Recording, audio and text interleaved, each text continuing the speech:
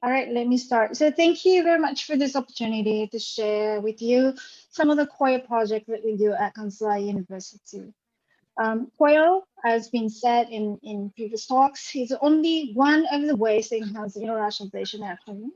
Yet it seems to capture much attention during the COVID crisis by the practitioners of international education, at least that way in Japan. I feel that we need to clearly address what it is more than ever in definitions because of this attention. I play a principal project manager role at the center called IIGE Institute for Innovative Global Education, (WIO) promotion initiative at the Kansai University. We launched this center in October 2018 upon becoming the flagship institution for the next initiative to promote queer practices in Japan that year.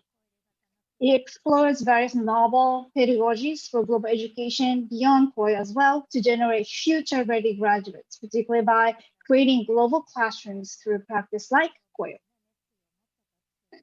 With a strong push on the practice right now, we worked on the building a community among the universities that promote or want to develop a queer curriculum on their campuses called Japan Queer Association. This also began in 2018. Currently, we have up to 27 universities listed in this slide. They joined into the association.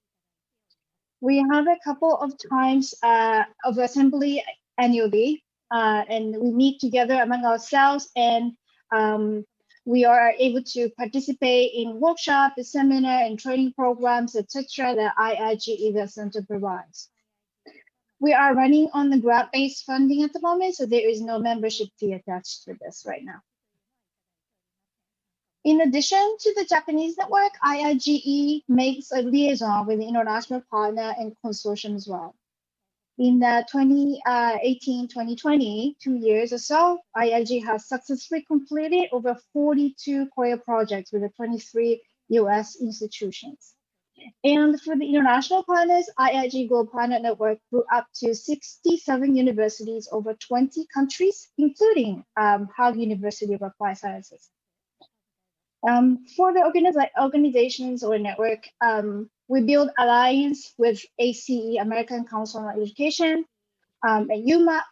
And just recently, we made a MOU with the Alex Foundation, stands for Alliance for Language Learning and Education Exchange in the United States. And we also made a liaison with Queer Connect by John Rubin. And currently, we are working on the link with Latin America Queer Network.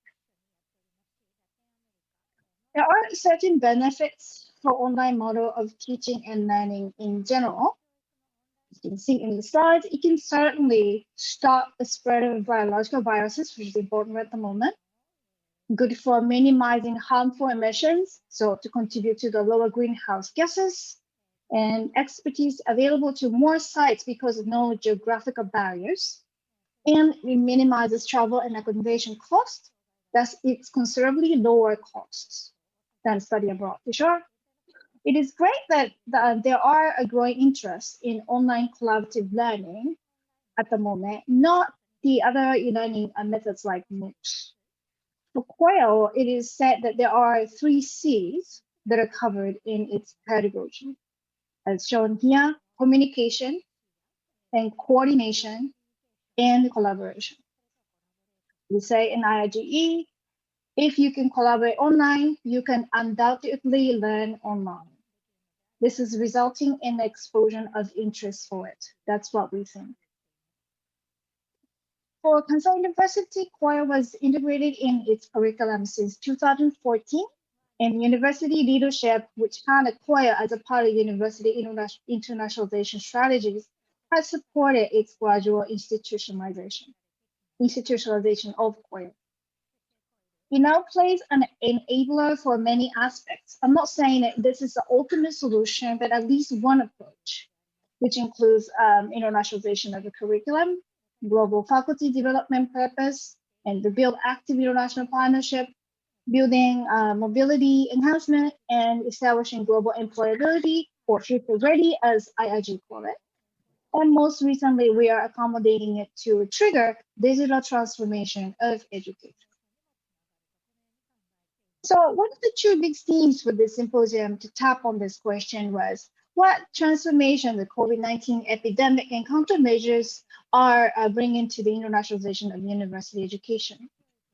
For my talk today to explore how COIL has been implemented during 2020, more or less at the peak of this pandemic crisis time.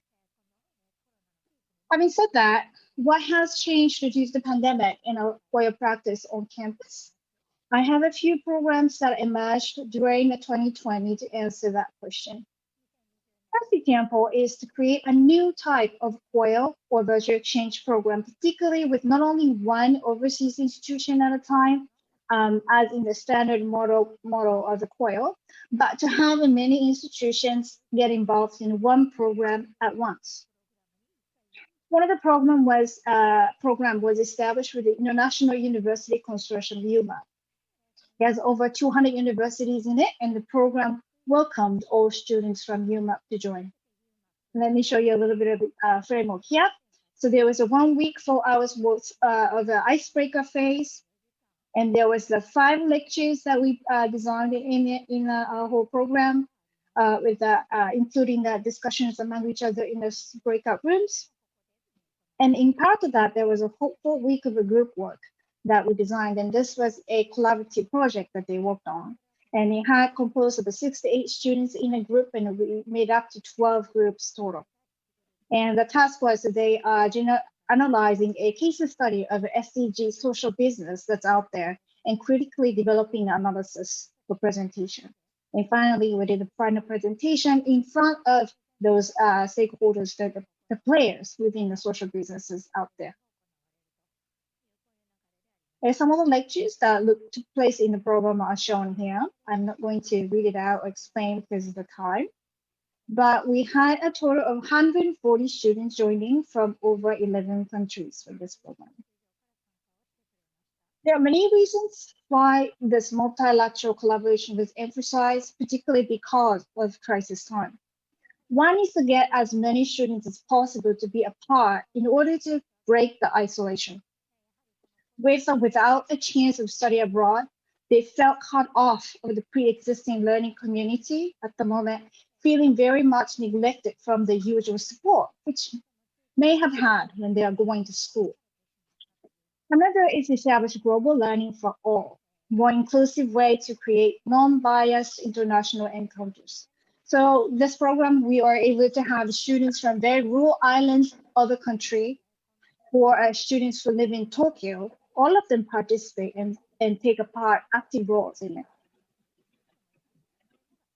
Another feature emerged was that our COIL courses purposely chose SDGs as the project theme, allowing me to revisit and cultivate international education that promotes diversity, equity, and inclusion, and the global citizen mindset, particularly due to the global damage of the world by the COVID impact.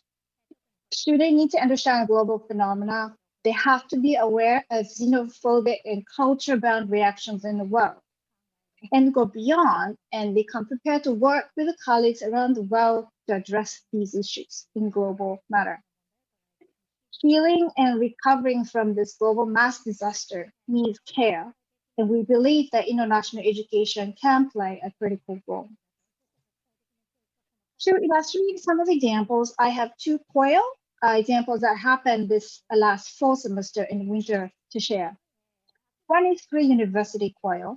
So San Pedro College in Philippines, the course was entrepreneurship mindset. And University of Hawaii, Hilo, personal finance and real estate development. And Kansai University, a course on information and communication technology. The main task is to come up with a social business plan aiming at SDGs, UN Sustainable Development Goals.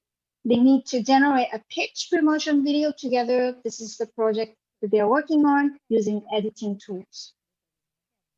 And let me share with you one of their product in the end, which that we found that very impressive. I'm going to only show 30 seconds of this, so you're just going to get this image on. Delicious, high quality, and satisfactory. These are all words we use to describe a great dining experience. But what if I tell you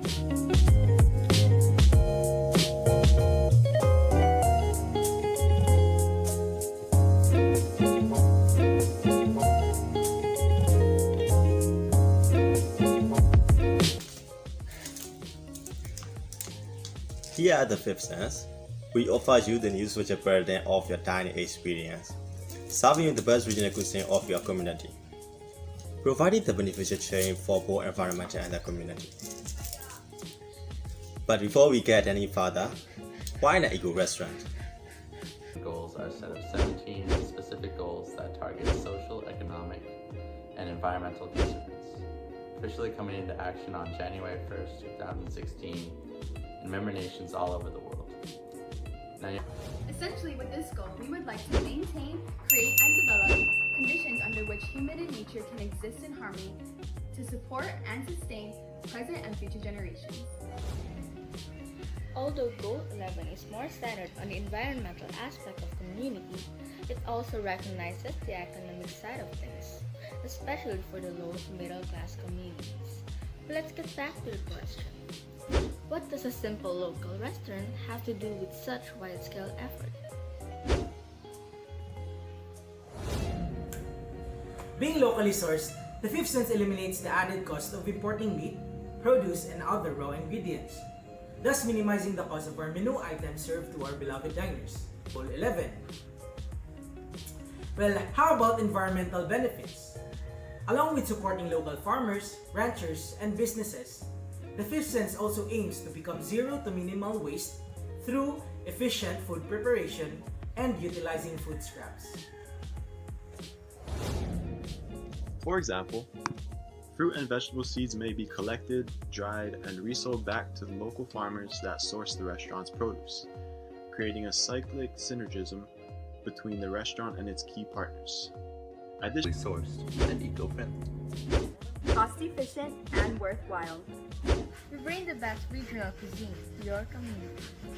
And all the while creating an avenue for sustainability. What are you waiting for? Drop by at the Fifth Sense. Making a change one bite at a time. So as I was explained, this was the video product that they were producing. And for this coil, we can locate this to be at the multidisciplinary or interdisciplinary in what I call the coil interdisciplinary map, integrating knowledge and methods from the different disciplines using a real synthesis of approaches. Another core program was just finished this February, a collaboration among Singapore Polytech and Kansas University and a couple of US universities, JMU and Clemson University. The main core task was similar. They produced a business pitch on their startup plan. They simulated how a startup company would work in the real context using the same tools as they would. We invited a startup in Singapore to lead the group. We call it an entrepreneur camp program. Using Miro as an application, students worked in the teams to focus on some of the SDGs and to build a startup plan after on the entrepreneurship training. The details of the courses and programs introduced here can be found in our periodically issued white paper called iPaper. You can download for free. In December 2020 issue, we specialized on the virtual exchange during the health crisis. If you're interested, please visit our website. Second question given to us was what data and evidence were available or relevant for achieving, analyzing the current situation and the future prospects. Let me provide the data source from two dimensions. One is to consider how to understand the learning process and behaviors. To put in a question, what do learners do and what does a teacher do? Learning analytics methodology is what I'm talking about here. Learning analytics is useful for improving the quality of teaching, identifying struggling students early. Currently for COIL, we have little idea of how they're performing in comparison to other kinds of IAH practices conducted on campus. So we'd like to find out. So compiling the data and work on LA, the learning analytics, will inform us a lot. And key data for us at IIGE would be the archived data from a platform called Immersive.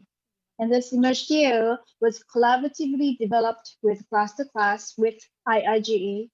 And at Kansas University, we use this for most of our core courses. And the usage seems to spread abroad as well, so we're getting a bigger data to analyze.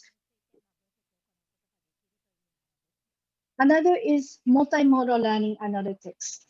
Multimodal learning analytics is also useful and brings us a good amount of data and evidence to profile this pedagogy. Currently, we are archiving not only a virtual recording of the COIL sessions, but also capture the participants in the classroom setting, in the physical presence when they're engaged in COIL, capturing how online learning process and offline learning process are being conducted and how these two interact with each other. We apply both quantitative and qualitative analysis using conversation analysis, expert methodology, and some approaches in computer-supported collaborative work.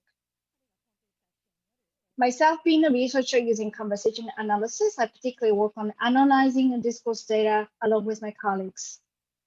Some of the findings will be shared in the upcoming ACE, American Council on Education conference in March, and hope to share also in the IVEC conference this year as well. We have looked at, for example, turn-taking system and interactional competence in L2, or media-mediated interactional competence and patterns of teacher facilitation and so on. Now, second dimension is learning outcome or student gain. This is another dimension, data and evidence to talk about. To put in a question, what do learners gain from COIL? What does COIL transform the learners? For intercultural competency, we apply BEBI, working together with iBubby organization with Dr. Craig Seeley. For L2 fluency and communication skills, we have applied Versant test by Pearson and OPICS, oral proficiency interview test. For transversal skills, we have been experimenting with the several tests such as GPS Academy, Frog, and iGrow. Those are the Japanese development tests at the moment. So far, L2 competence and the BEBI give us preliminary findings. Just to share some of the findings so far from BEBI study, there we go. It indicates that a pool who chose to participate in COIL courses seems to have higher in basic determinism, emotional attunement, and self-awareness than those who do not choose to do so. A COIL seems to have a stronger impact on those who had lower scores in the fulfillment of core needs in the beginning, including needs closure and identity diffusion and improvement is different. How it changes after COIL practice experience is different when sorted by gender. Interesting and mixed results can be found for a scale that examines tolerance of disequilibrium, particularly among those with a higher overall scores. Basic openness and self-substitute among the participants, for example. This may imply, and we'll have to investigate it furthermore, that the impact of learning from COIL, and we take the T2, the time to test, at the immediate after the experience, and it shows unsettledness of their once stable identity. So at least the COIL shake them up, and they are thinking. Of course, further analysis needs to be done, and together with iBubby and other organizations, we're planning to generate a report furthermore. But for the BEBI results, we're hoping to generate a report by the end of March this year. All right, that would be the end of my presentation. Thank you very much for your attention.